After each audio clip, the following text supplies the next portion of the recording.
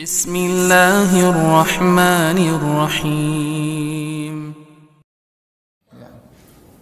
Yang lebih parah, orang yang mengambil akidah dengan meyakini bahwasanya dia ketemu Nabi langsung, dan ini parah, bukan sekedar mimpi, bahkan Nabi keluar dari kuburan ketemu dengan dia.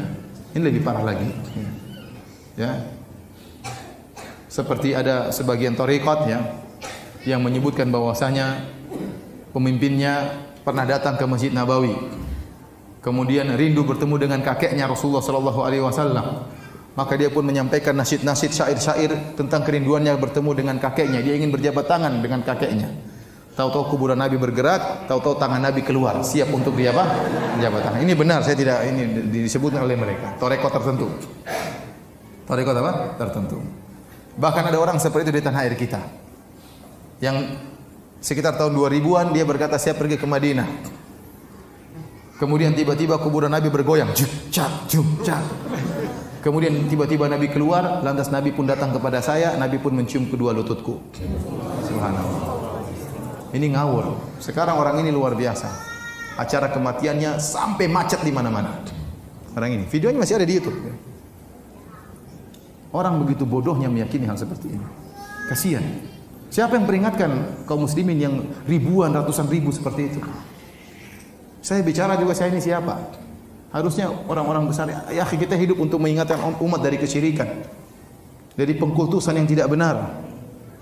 Anda harus menyampaikan, terus kalau tidak, siapa yang menyampaikan? Harus ada yang menyampaikan. Ya. Menyedihkan. Ini orang Indonesia seperti ini. Antum bayangkan kalau Nabi keluar, apa penjaga kuburan, Nabi mau kemana Nabi?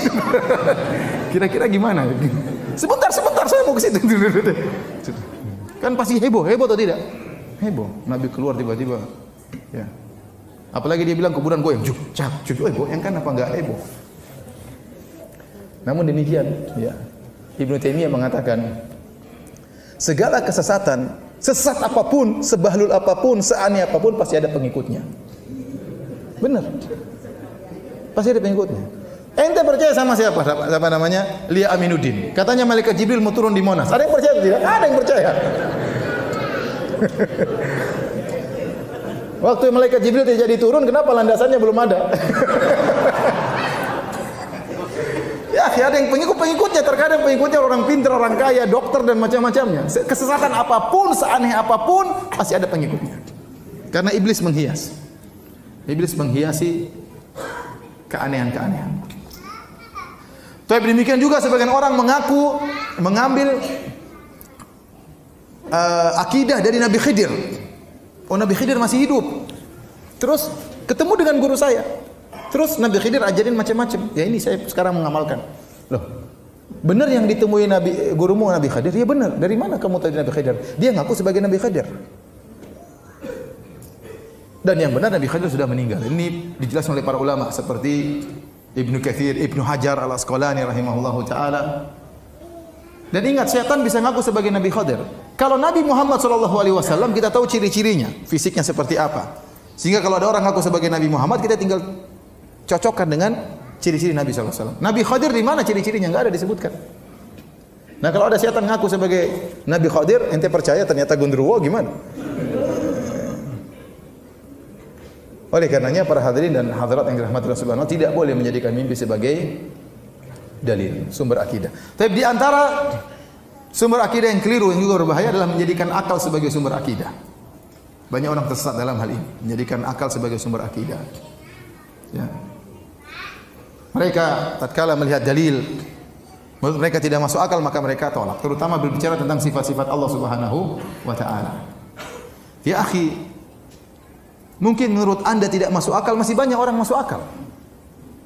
Masih banyak menurut akal yang lain masuk akal. Kenapa Anda menjadikan akal Anda sebagai patokan? Banyak perkara-perkara yang dahulu tidak masuk akal, sekarang masuk akal.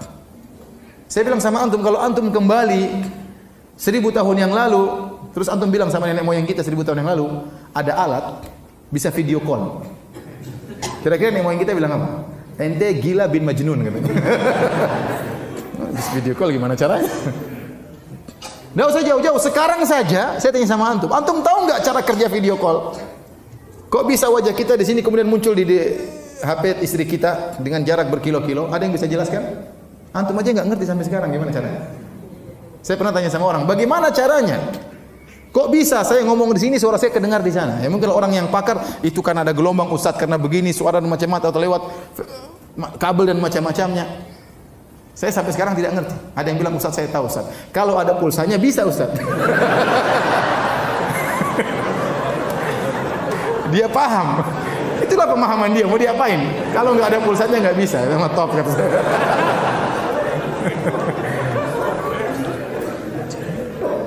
Banyak perkara-perkara yang dahulu menurut dia tidak masuk akal, ternyata masuk akal menurut orang lain.